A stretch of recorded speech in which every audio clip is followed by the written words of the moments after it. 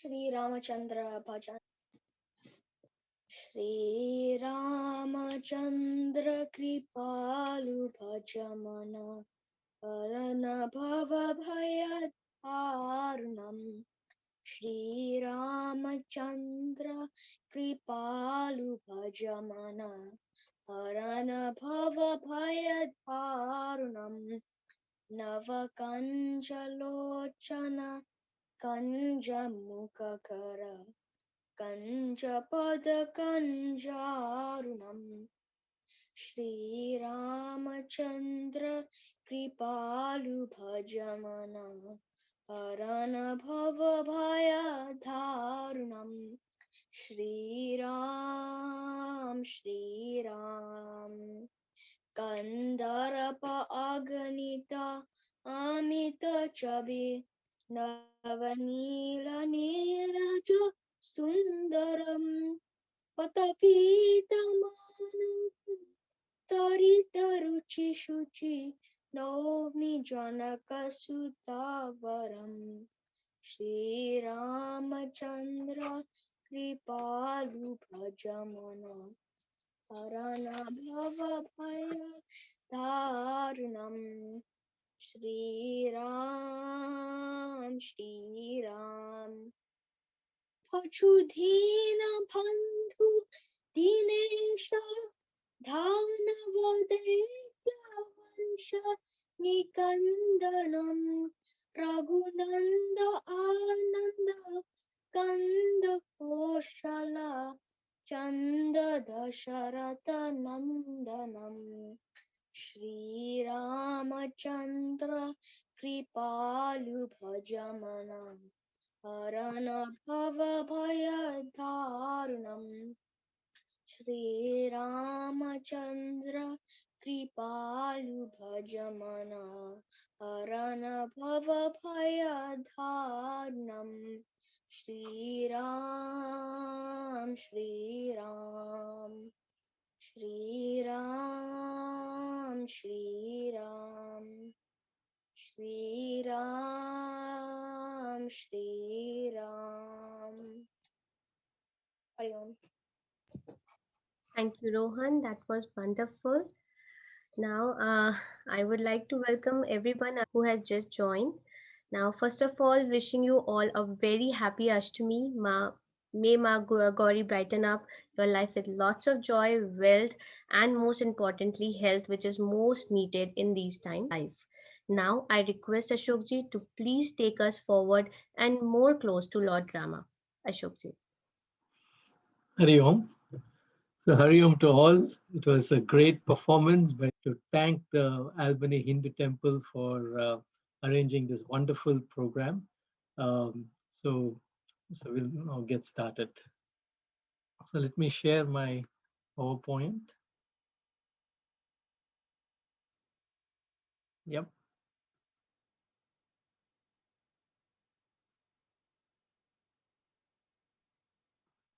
Okay. So we'll start with the prayers first.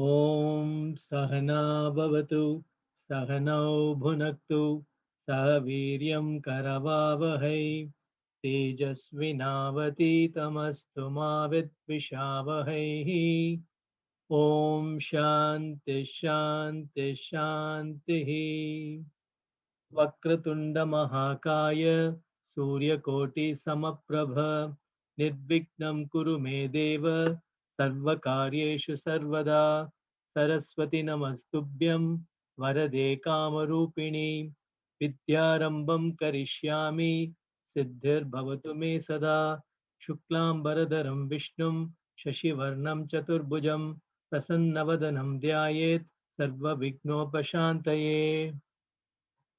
Apadamapahartaram dhataram sarvasampadam lokabhiramam Sriramam bhuyo bhuyo namamyaham.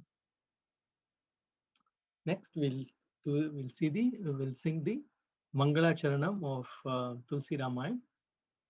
Yanmayavashavarti Vishwamakilam Brahmadi Devasura Yat Sattvadamashaiva Bhati Sakalam Rajau Yatahir Brahma Yat Padaplavamekameva hi bhavam Bodhe Stitir Shavatam Vandeham Satamashesha Karanaparam Ramakyamisham Harim Ramakyamisham Harim. So the meaning of this Mangala Charanam, where the Lord Rama is praised as the wielder of Maya. He is not enchanted by this world because he clearly understands that this world is just an appearance on that Brahman, the substratum, and belongs to the realm of Mithya. And for us to cross this ocean of samsara, the only way is to hold on to the feet of the Lord. So, what does this mean? Hold on to the feet of the Lord, right? So, here we have to surrender ourselves to the Lord and let Him play the flute through this body, through me. So, you perform your actions as if you are an instrument of the Lord and perform your actions in the spirit of karma yoga, meaning you do your actions without being attached to the fruits of your action and without the sense of doership. And whatever comes to you, you take it as prasada buddhi from the Lord. So once we act in this world, holding on to the feet of Lord Rama, our mind becomes purified. And when the mind is ready, Lord Rama himself sends Shastra and Guru to me. And through the learnings of the Shastra, I can cross the ocean of samsara. So there are different compositions of Ramayana. The first ever composition was called the Sankshepa Ramayanam, given by Narada Muni to Valmiki ji. It was only like 100 shlokas. So Valmiki ji took that 100 shlokas and elaborated that into 24,000 shlokas. So you have different compositions. Valmiki composed the Valmiki Ramayanam, Ramcharitramanas by Tulsidas ji, and Kamba Ramayanam by poet Kambar. So like this, there are many, but these are some of the famous ones. And each one of these saints visualized Rama in different ways. Valmiki visualized Rama as a man, whereas Tulsidas and Kambar, they visualized Rama as a lord. And they have given these compositions to us. So Valmiki asks Narada, who in this world has these 16 great values? We'll go through these values. First, let's see who is Narada. So Narada is a great tapasvi, deeply engaged in the study of the Vedas, fully versed in the meaning of Vedanta. He was the best among the eloquent, eminent among the sages, well versed in the 64 branches of knowledge called kalas: math, physics, chemistry, biology, architecture, astronomy, anything you name it, he was an expert. To such an expert, Valmiki poses this question. And if such an expert were to give us an answer, who this person is, we have to humbly accept it. You cannot even debate it, right? So what where Valmiki ji asks Narada ji, who is this person who has these 16 values? So what are they? Who is virtuous? Virtue, a lot of virtues like satyam, ahimsa, brahmacharya, then humility, gratitude, all those virtues. Who is virtuous? Who is vigorous? Who is conscious? Who is the consciousness one who works with due diligence? Who is mindful of good deeds done to him? Who is the speaker of truth?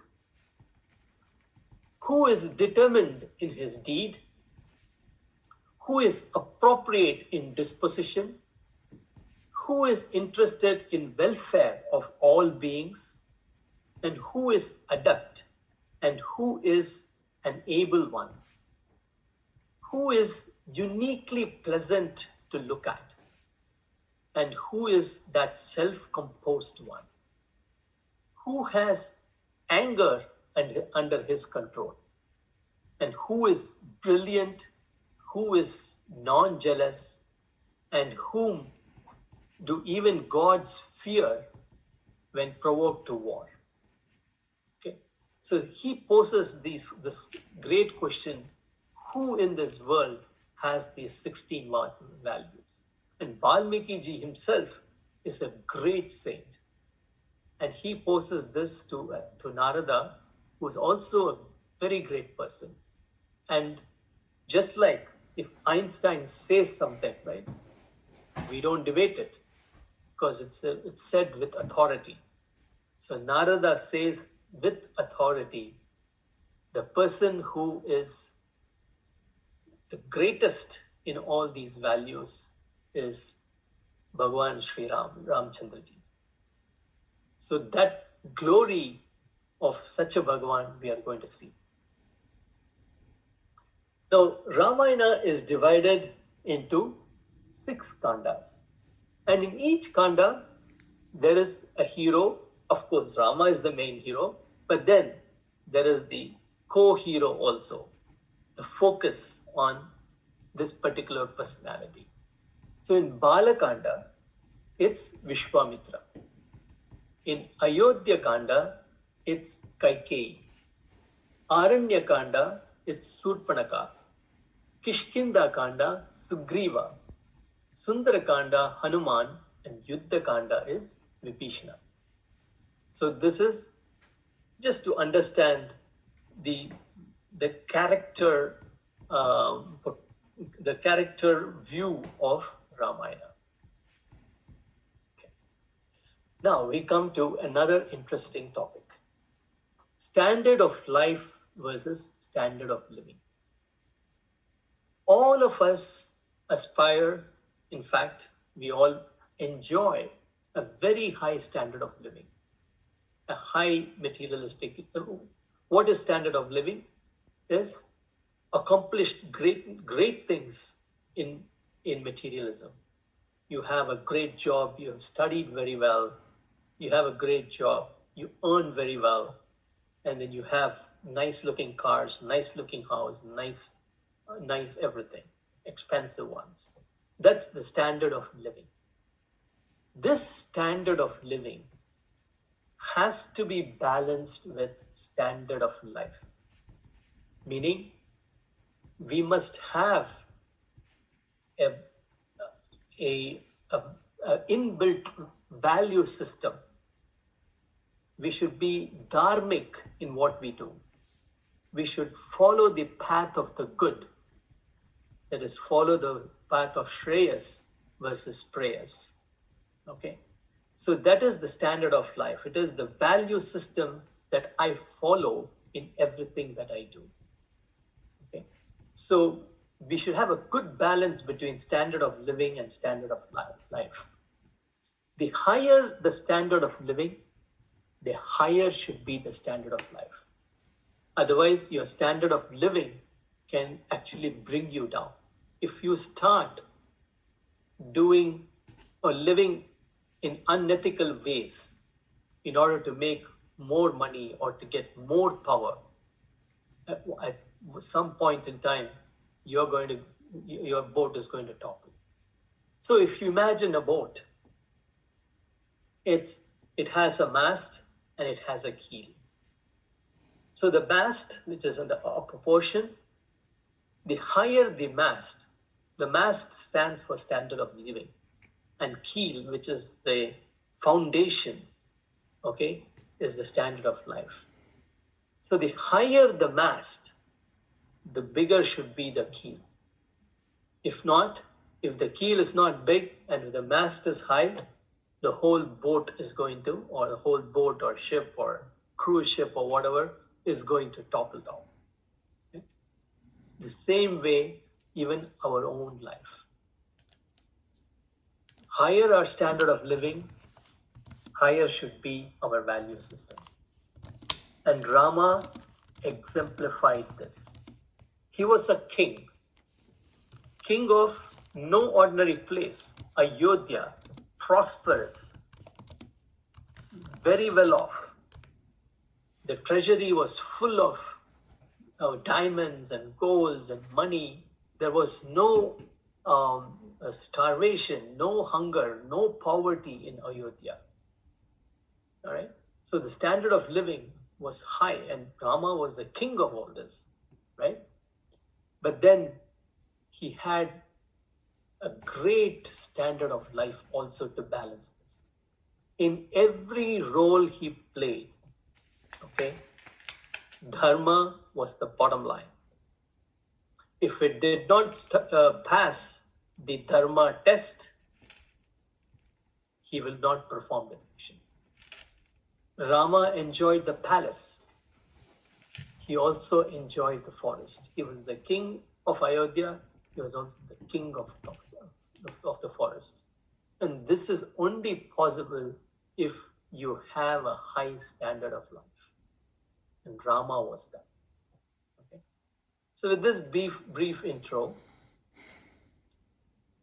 now we will see Rama as the ideal student. Okay. Student life is the most important phase of one's life. If you work hard, if you cultivate good values, you are laying the foundation for a great life ahead. One of the most important qualities during this phase of life is brahmacharya. Okay, so brahmacharya popularly is to abstain from sex, to abstain from being attracted to the opposite sex, and that's one of the major aspects of brahmacharya. But brahmacharya also includes not doing a thing that will distract me from my main goal. So, for example, video games, constantly playing video games, or constantly watching the TV, or getting distracted by SMS messages, or so many other distractions in life. If we sit to study, okay, we study for 5 minutes, but then we get pulled away by a distraction. So that's not a life of brahmacharya. Brahmacharya means you must have a razor focus on what you have started or whatever project you have started as a brahmacharya. And in that age, the biggest thing that we do is study. Okay. So Rama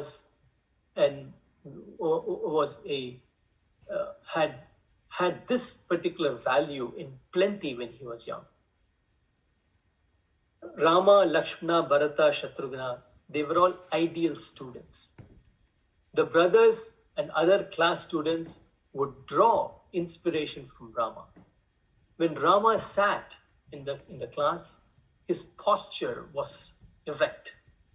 Even his eyeball never moved, right or left. He was in full concentration. Whatever Vashishta Muni was saying, he would just grasp it. Vedanta, which is a very complicated topic, he was able to master it at an young age. And then he would come, he teaches brothers, and he would also teach his all the class students. So Vashishta Muni loved Rama.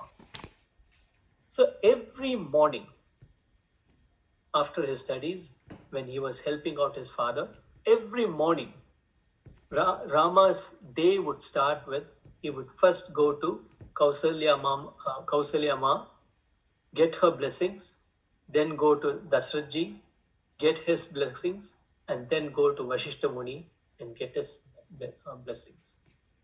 Matru Devo Bhava, Pitru Devo Bhava, Acharya Devo Bhava. Only then he would engage in his stately activities.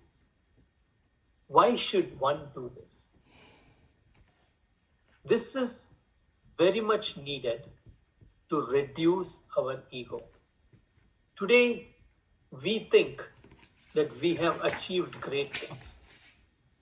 But little do we realize that whatever we have achieved is only because my contribution to what has been achieved is just a drop in the ocean. We get so much of help from the outside world to be able to do our work. That's why starting from mother and father, they have given their lives so that we can grow peacefully and happily. And then the teacher. Without the teacher, there is no education for us. Then when I fall sick, I just pop a Tylenol.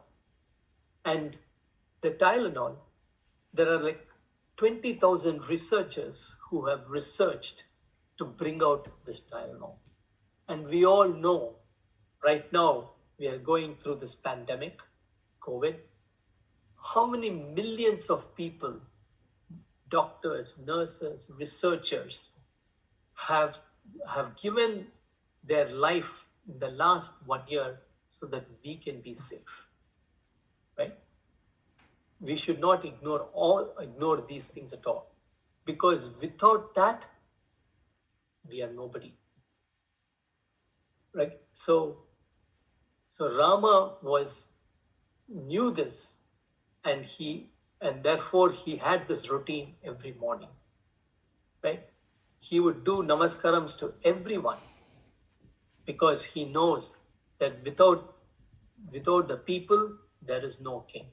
Without the ministers, there is no king. Right? As parents, we should expose our children to right things in life. Okay? And I, as a parent, I have to do those right things so that our children can follow.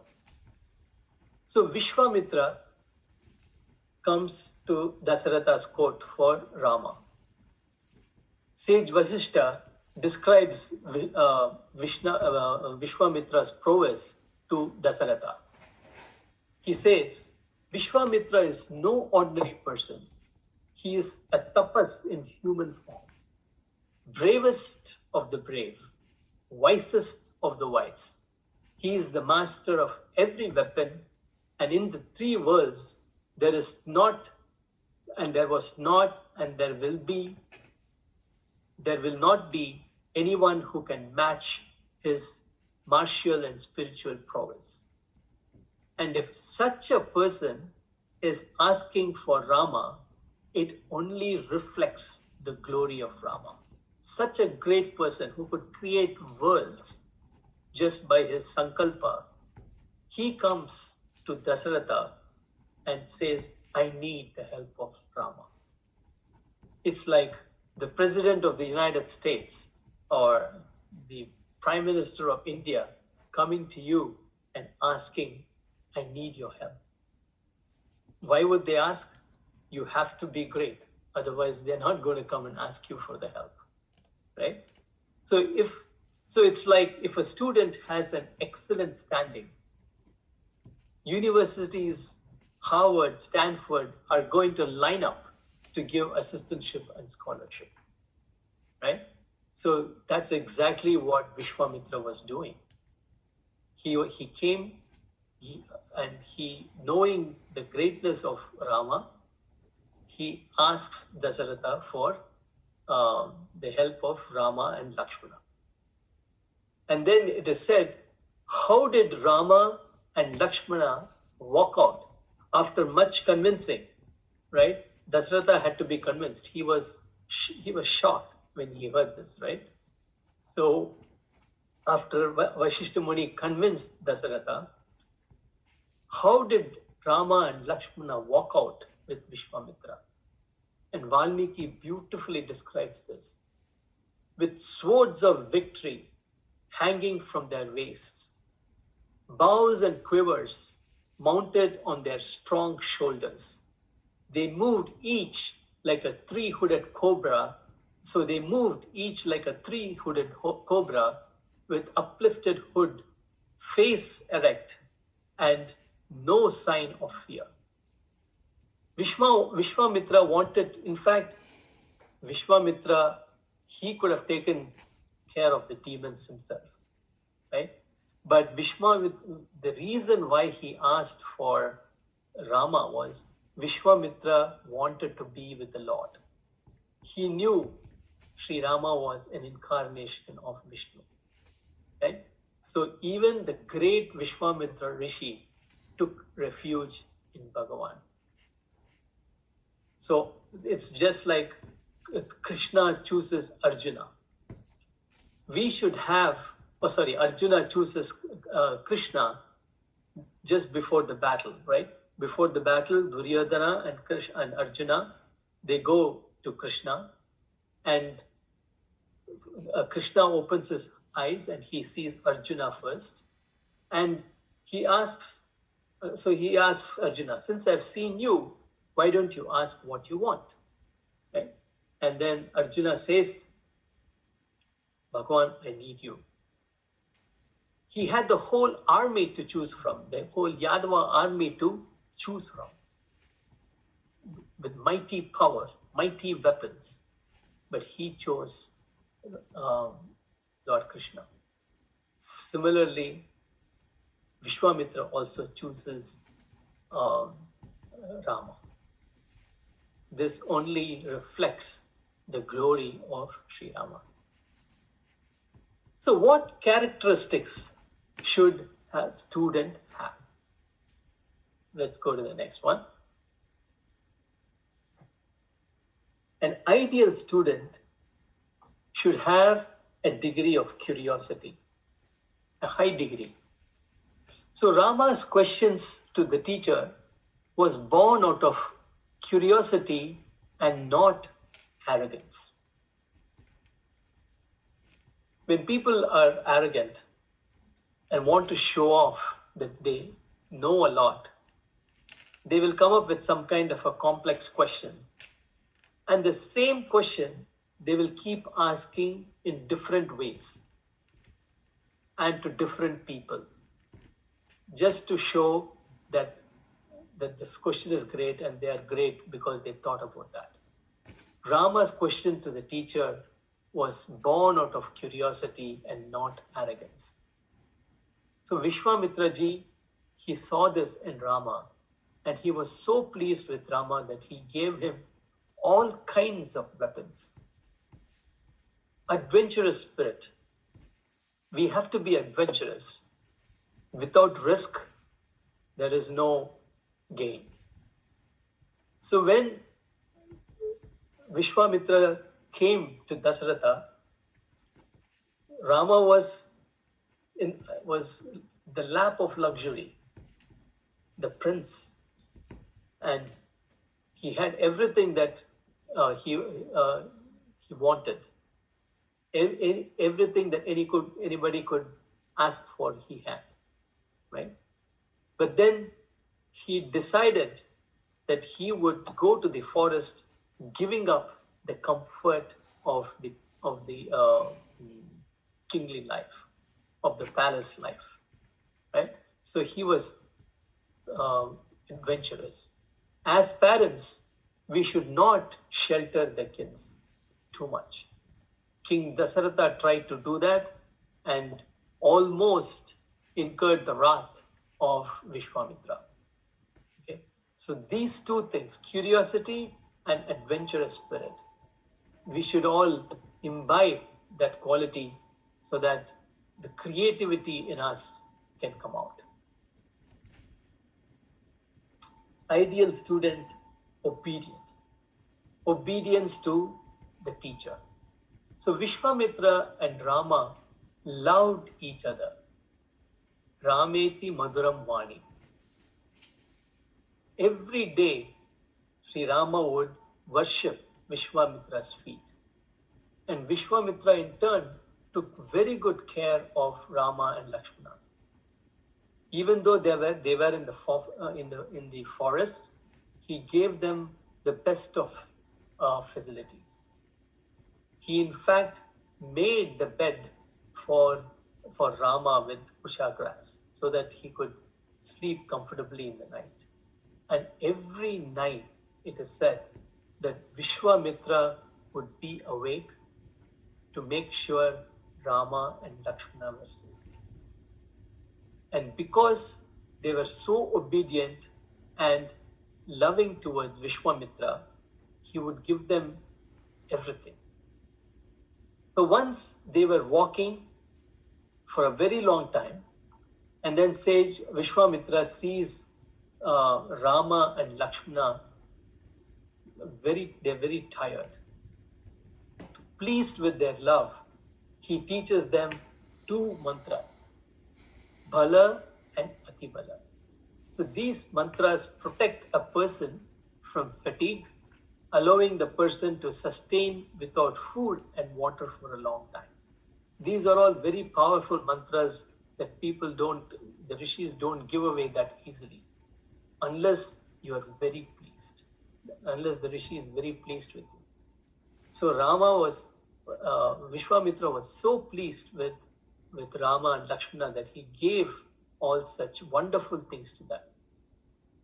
Then, once they were walking along the river Ganges, Vishwamitra showed the confluence of Ganges and the Sarayu river.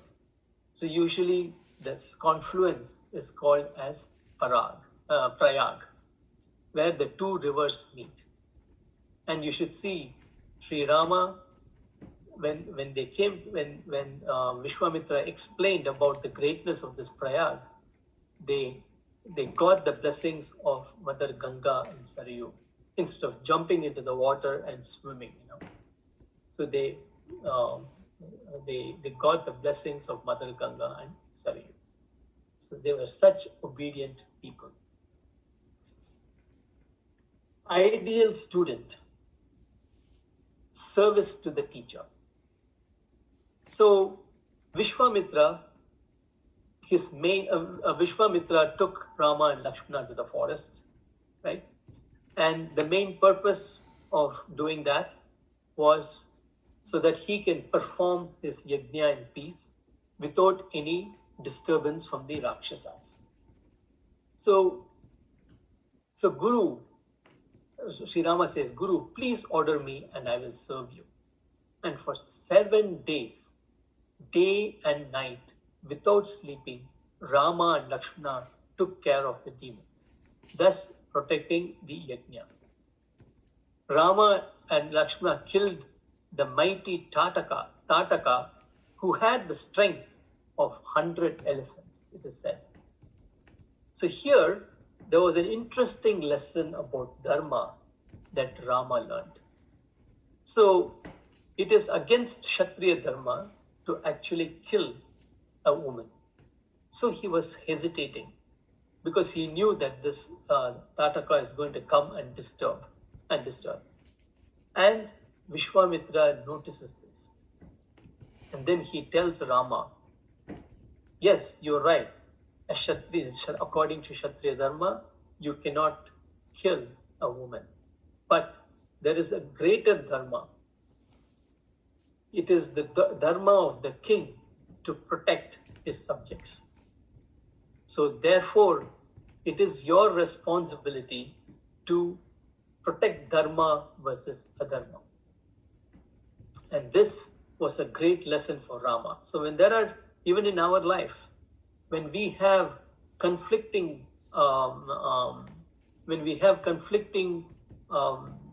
dharmas staring at us, we have to sacrifice the lower for the higher. Okay, so you have to sacrifice your house for the sake of the city. You sacrifice the city for the sake of the state. You sacrifice the state for the sake of the country. Right? So a higher dharma gets more importance. So it was important for Rama to uphold dharma against adharma. Tataka stood for adharma. So he had to kill adharma. Right? So when he heard this from Vishwamitra, Rama took his bow and then he twanged his bow, right? And then that sent an SMS message. It was like sending an SMS message to this Tataka demon, right? So a fierce, then she hears it and then she comes there and there's a fierce battle that rages between Rama and Tataka. And Vishwamitra again reminds Rama, your duty is to uphold Dharma. If you do not kill Tataka because she is a woman, then you're actually upholding Dharma. So immediately Rama kills with a weapon, thundering her chest. And Vishwamitra was so happy, and in turn, he taught Rama how the use of very many astras. And Rama in turn explained that to Lakshmana. Never irritate the teacher. The next aspect of a student-teacher relationship. Karna irritated the teacher Parasurama, and their relationship was never good. If you're a good student, you will get a good teacher. If you are a Vivekananda, Ramakrishna will come into Ramakrishna Paramahansa has to come. If you are a Swami Chinmayananda, Swami Tapovan Maharaj has to come. And if you are Sri Rama, a great rishi like Vashishta Muni or Vishwamitra has to come. So if I am great, right? If I am a great student, then a great teacher will automatically come. Right? That's another aspect. Ideal student, simplicity. They learned simplicity while they were living in Vishwamitra's ashram in the forest. With simplicity and knowledge and humility, knowledge will come. In fact, this training in 7 days in the forest with Vishwamitra came in so handy to Rama when he actually went to the forest and lived in the forest for 14 years. So we should try and keep our life simple. Don't complicate your life. You may have a lot of money, but still you keep your life simple, then it's easy to lead life. For example, Warren Buffett is one of the examples, a great investor, but he keeps his life very simple, very humble. Ideal son. Dasarata, realizing that he was becoming old, decides to make Rama the Yuvaraj. Dasarata Dasaratha summons the Rajya Sabha, and great people are invited. Rishis, wise men, leaders of the city, businessmen of the city, kings of neighboring land, all of them attend this, not Rajya Sabha. Okay.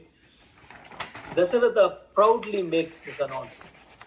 Like my ancestors, I have tended this kingdom as how a mother cares for the child.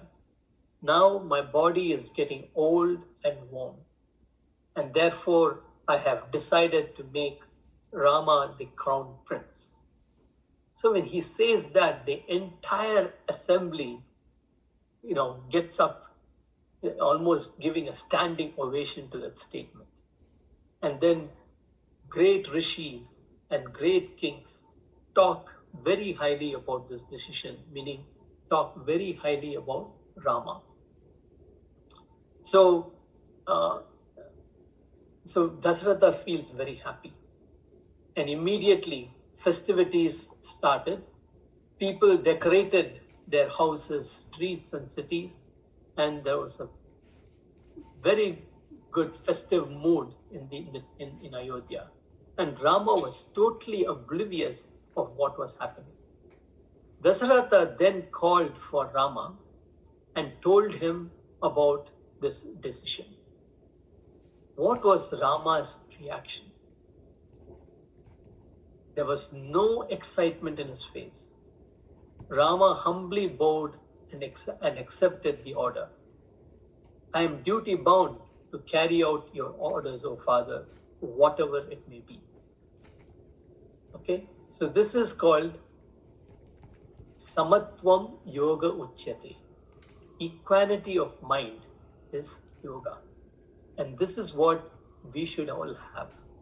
Because we face ups and downs in life. When there is an up, we get excited. When there is a down, we get dejected. Highest form of yoga is samatva or equanimity.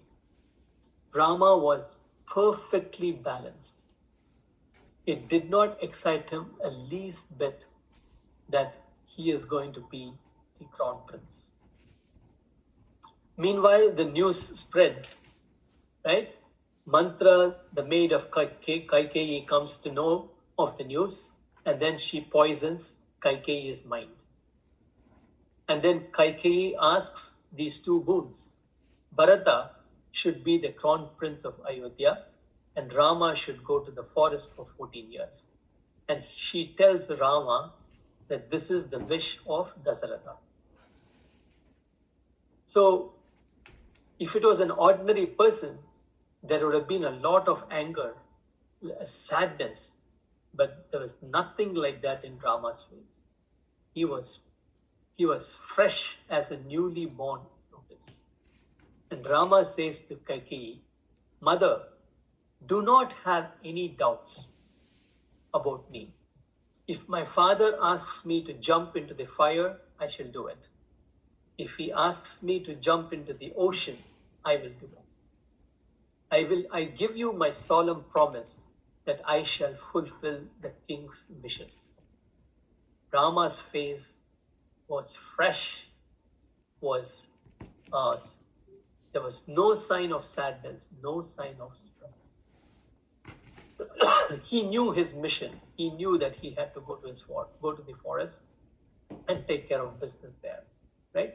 So this samatvam is very, very important even in our lives. And Sri Rama showed it. Nobody could have showed this level of samatvam than Rama. One day you are said you're going to be the crown prince, and the next day you're told you have to go to the forest. What would an ordinary person do? They would march to the Capitol Hill and create ruckus and commotion and violence, right? But Rama did not do. He could have easily taken the sword and killed Mantra silenced Kaikeyi. He did not do any of that. He silently and willfully and happily accepted this gift from his father. So you have these shlokas in Bhagavad Gita. Yogastha kuru karmani sangam tyakva dhananjaya siddhya siddhyo samo bhutva samatvam yoga uchyate.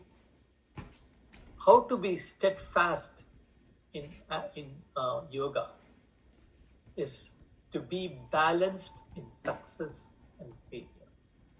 Evenness of mind is called as yoga. Okay? Very, very important quality for all of us. Another shloka echoing the same thing from chapter 2, 38th shloka. Sukha dukhe same kritva labha labhau jaya jayau tato yuddhaya yujyasva naivam papamavapsyasi.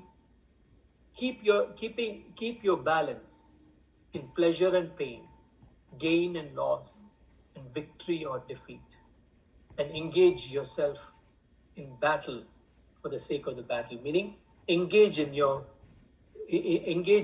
activity, engage in your project, not for gain, not for power, but for the sake of doing the project. That is called samatva. And there's one more beautiful shloka in chapter 6, shloka 7. Jitatmanah prashantasya paramatma samahitaha shitoshna sukha dukkheshu tatamana pamana yogo. So perfectly we should remain balanced, whether it's heat or cold, pleasure or pain, honor or dishonor. Whatever be the case, maintain your balance. Okay? So Rama was a jnani of the highest order, perfectly balanced at all things. Right? So that's the glory of Rama. So next we will see the glory of Sri Rama as a husband, the Shiva Dhanush episode. Sita had many great virtues, right?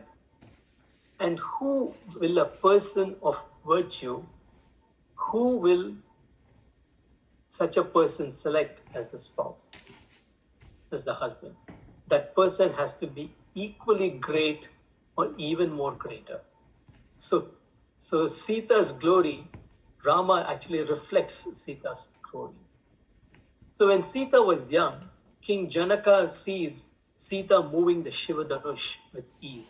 And then he takes a resolve that the person who breaks the Shiva Dhanush will be worthy of Sita. So he organizes this great Swayamvar. Then when it came to Rama's turn, you should look at the humility of Rama. Before going, he takes a look at Vishwamitra, waiting for his permission. Only after Vishwamitra gives the permission, he proceeds towards the Shiva Dhanush. The whole assembly was awestruck seeing the radiance of Rama. Rama looked like the full moon in the midst of stars. Rama was a picture of heroic sentiment personified. The citizens of Mithila regarded both the brothers as delight for their eyes. And Tulsidas ji beautifully describes the mood of the assembly. Vidushanha Prabhu Viratamaya Disa Bahumukha Khara Pagalochan Sisa Janaka Jati Avalokahi Kaise Sajana Sage Priya Lagahim Jaise. The wise saw the Lord in his cosmic form as Rama was approaching the Shivadanush with many faces, many hands, many feet, many eyes and heads. And Janaka's kinsmen had already decided that Rama was part of the family. And no one can describe the emotions in the heart of Sita like Tulsidas ji. Uru anubhavati na kahi sakasou, kavan prakara kahai kabi kohu, yehi vidhi raha jahi jasa bahu, tehi tas dekhu kosala rao. So only with a person of very high noble qualities and virtues can invoke such feelings in the hearts of the people. And Rama, just before he breaks the vow, he says to the Sabha, I will try, showing immense humility and respect to the vow. So effortlessly he breaks the vow, and Tulsidas ji says, Let chadavat kaichat gade, kahun laka dek sab tade, tehi chan ram madhyadanu tora, bhare bhuvan duni ghor katora. 10,000 princes of valor could not even lift the bow, leave alone break it. Even the mighty Ravana failed at this attempt. Right? So even before they knew this, what was happening, the bow was broken. Okay. So if you give me maybe about 10 minutes, I have a few more slides to finish up, 3 more slides, and then we will stop. Okay. So ideal husband, ideal life with Sita. So they live happily in Ayodhya for 12 years and then in the forest for 13 years. Sita could understand Rama's thoughts and Rama could understand Sita's thoughts, even without much of speaking. Hours over hours together, they did not have to talk. I love you, you love me. Keep on saying this. You say I love you, but I cannot feel. They didn't have to talk all such kinds of words. Their love was filled with genuineness. And therefore the relationship was just wonderful. True love does not need anything, no gifts, no flowers, no nothing. That was the relationship that Sita had with Rama and Rama had with Sita. Then should Sita go to the forest with Rama? That was the next question. So any ordinary husband would have said, get up Sita, let's go to the forest. 10 days, you go back and forth. The wife doesn't want to go, the husband says you have to go, right? And then the wife says, this is a nice time for me to go to my father's house. Okay, 14 years will just run by. But look at Sita, what she said.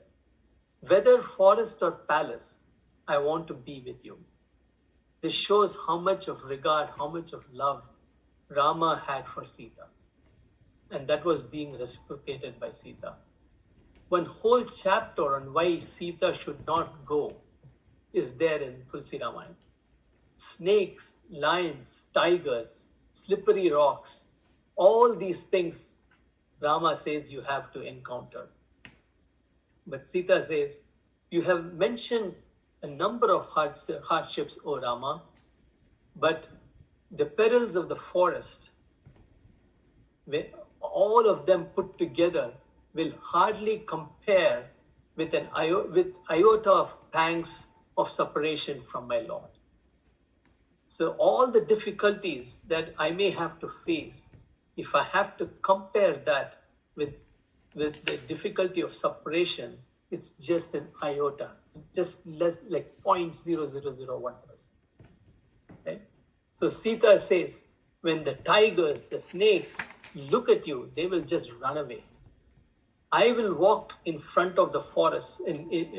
While walking in the forest, I will walk in the front of you, so that I will clear all the thorns, then move away the stones as I walk, so that your path is comfortable.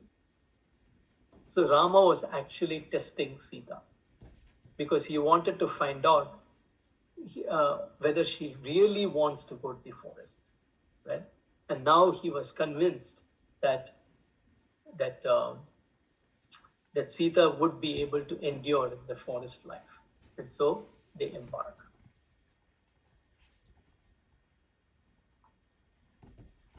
So life in the forest. While walking in the forest, Rama asked Lakshmana to walk in the front, and Rama himself would walk behind Sita, and Sita would be in the middle, contrary to what Sita wanted. And then he tells Rama, whatever flower or whatever fruit Sita desires, give it to her.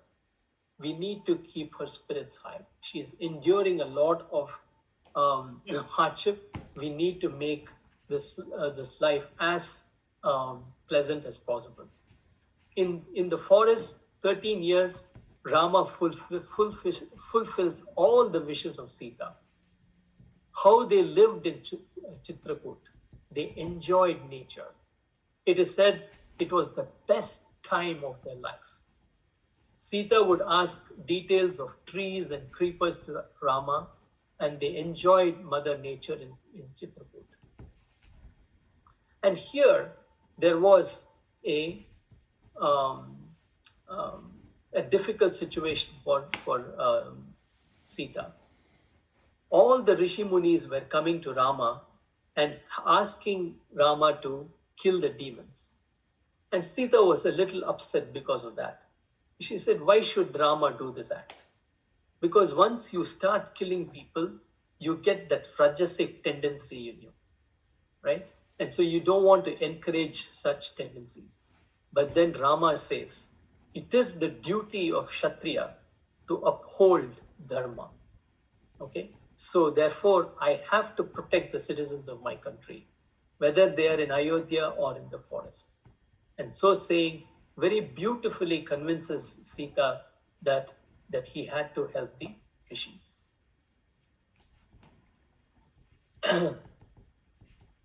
So, ideal husband, the golden deer episode. So Sita never asked anything in all the 13 years. One day, a beautiful deer, golden deer with silver spots, came in front of the hut. It was very beautiful, and Sita wanted it. So she asked Rama if he could go and catch the golden deer and take it to Ayodhya. Lakshmana knew that it was Maricha in disguise, and so he tries to convince Rama that he should not go. But Rama says, don't worry, Lakshmana. If it is Maricha, I will kill him. If it is the deer, I will get it. Shows the valor of Rama, the courage. Okay? You can have all strength, right? But then when you have to use your strength to fight an enemy which is very powerful, you need to have valor. That is called valor, courage. And Rama had plenty of them. So you are, all of you know the story, right? And then so Rama comes back, and then he comes back to the ashram to see Sita gone. Initially, he thought Sita was playing a prank. Okay, so Rama's plight. Once he knew what happened, Rama's plight was very pitiable.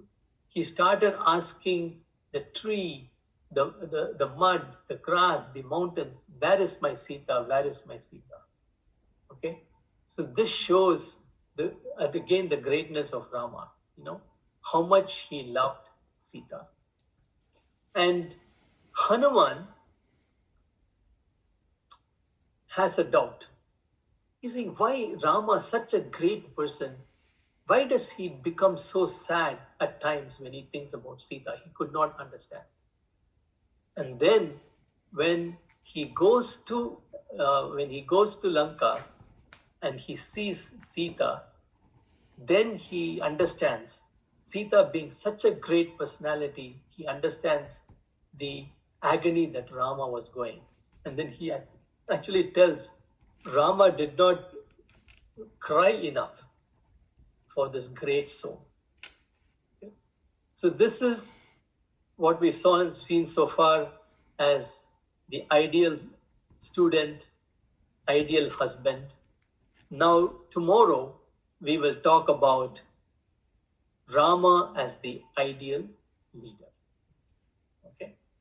So thank you very much. Hope you all enjoyed it. We're looking forward to seeing you tomorrow. Om Purnamada Purnamidam Purnat Purnamudachyate Purnasya Purnamadaya Purnameva Vasishyate Om Shanti Shanti Shanti Harihi Om Shri Gurubhyo Namaha Harihi Om